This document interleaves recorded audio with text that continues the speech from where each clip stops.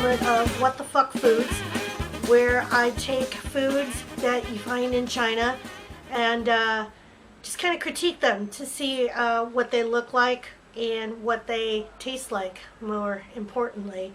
So I saw this first item that I'm going to review at my local Walmart, and I saw it and I'm like, I have to do a video series on food. I just have to, because it just seems so bizarre to me that they would make this particular item. So anyway, I'm from Indiana originally, and we do some good things in Indiana in terms of food. Corn is one thing that we do very, very well, and I think we're the best in the nation. I think Indiana corn is just amazing, better than Nebraska corn, so suck it, Nebraska. Anyway, corn we do very, very well. Soybeans, that's something else that we do very well. To me, there's nothing quite like an Indiana homegrown tomato, and I've had a garden every year for as long as I can remember, because store-bought tomatoes just don't taste good to me. I break down and buy them in the middle of the winter, at least when I used to live in Indiana. And it's like, why am I doing this to myself? Because they just taste awful. So I grew my own tomatoes every single year.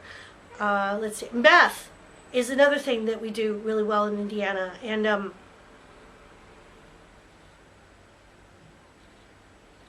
popcorn is another thing that we do well in Indiana, and I actually bought some the other day, Pop Weaver, which is from Van Buren, so shout out to Van Buren. So anyway, I bought popcorn, which is something Indiana does very, very well. But this thing that I'm going to review, this food item that I'm going to review, really kind of caught me by surprise, because what it is, because you can make stuff out of corn, and you'd think that in Indiana we'd make all sorts of stuff out of corn, but the only thing I can think of is ethanol. Of course, cornbread, but I don't think that's an Indiana thing, and ethanol probably isn't an Indiana thing either. But you would think that for a state that's known for its corn, that we would just make corn everything. Corn fritters, cornbread, corn holes, corn pizza, corn salad. Yeah, but I've never seen anything quite like corn flavored fudge. I saw this at my local Walmart, and it's like, I've got to do a thing on this corn flavored fudge. I don't know if I can zoom in well enough so you can actually see it. I think the words are like right there. I don't know if you can see it. Sorry. Corn flavored fudge. I have to try it. So this comes, each piece of fudge comes individually wrapped, and China's really big on that. Seriously, you can buy lemons that come in their own plastic wrap, like individualized plastic wrap, and I'm like, why? So anyhow, corn flavored fudge, and you can see that it's not very big, and I'm going to take it out of its wrapper, of course, but I don't know if you can see it through the wrapper, but there's like little things that look like corn. It looks like corn kernels on it. I don't know if you can see it, but it's about the size of a circus peanut, if you know what those are. So here goes. And you would think that, like, Cedar Point fudge, like I grew up on that and no other fudge. Excuse me. I'm recovering from like 4.5 weeks of coughing and mucus and basically sounding like the old guys on the street who go, but I don't sound quite like them yet. I don't have the spitting technique down, but I'm working on it. Anyway, you would think that like Cedar Point might have a stab at corn flavored fudge, because like Cedar Point, Sandusky, Ohio agricultural state, they grow corn too. Not as good as ours. Not as good as ours, Ohio. But not even Cedar Point has like corn flavored fudge. So quite a challenge to get it out of the wrapper here. Damn. All right, here we go. Victory. Yeah, I don't know if you can see that or not, but there's like little... Oh yeah, you can. You can. Cool. Cool. There's like little ridges, like it's actual corn. And this is, I want to say Barbie-sized corn because even Barbie's hand isn't this big. It's tiny. I don't know what size it would be. Anyhow, here goes.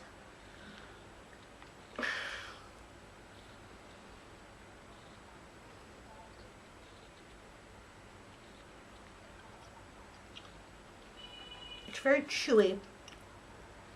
Because it's several months old, I actually wanted to do this video months ago.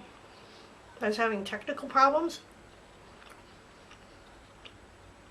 The video camera that I was using worked, but it wasn't working with the software that I had on my laptop, which was the Microsoft Video Editor.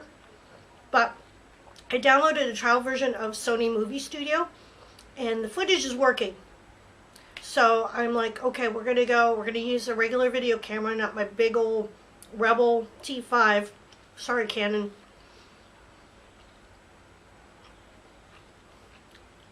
So I was going to do this months ago. I actually filmed footage, but I thought, I'm going to refilm it. So, it's awfully chewy. I don't know if it's because it's old or what. But it has a little bit of sweetness to it.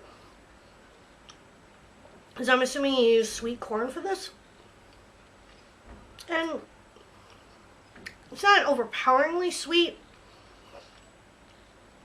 Because one thing I've noticed here in China that's bizarre is that stuff that you think should be sweet isn't sweet. And stuff that should not be sweet is sweet. So, popcorn, for example.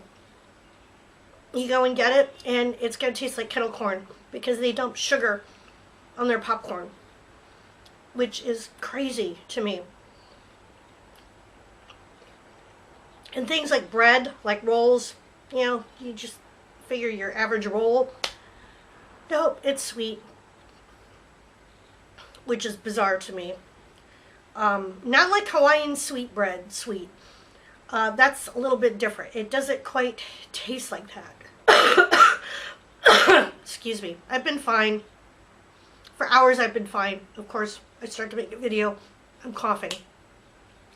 So yeah, this isn't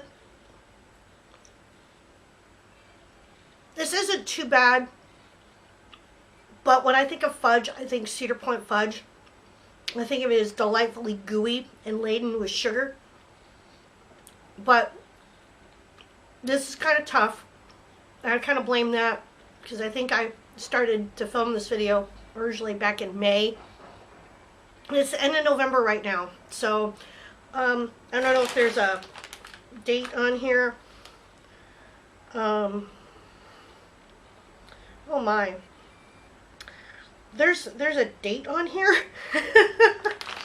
And I'm wondering if that's when it was packaged. I don't know if you can see that, but I think it says 11/15/2018. So this bag of fudge was made literally over a year ago. This is year-old fudge. Year-old fudge in a bag. Pretty sure that's not the expiration date because I did buy it in May. So I'm sure that's when it was made. But one thing about China is I don't see a whole lot in terms of, you know, best enjoyed by, you know, this particular date. So, yeah, if this date is anything, if I'm right about this date, this was made, let's see, today is the 26th. So it was made 1 year and 11 days ago. So maybe that's why it's tough. Anyhow, I've got some salt, so maybe some salt might improve it.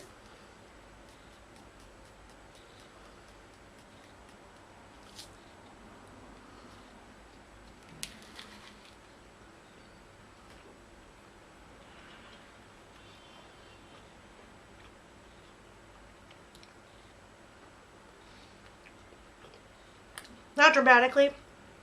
It's still sweet, of course, but now it tastes sweet and a little bit salty. So, would this be something that I would buy again and eat?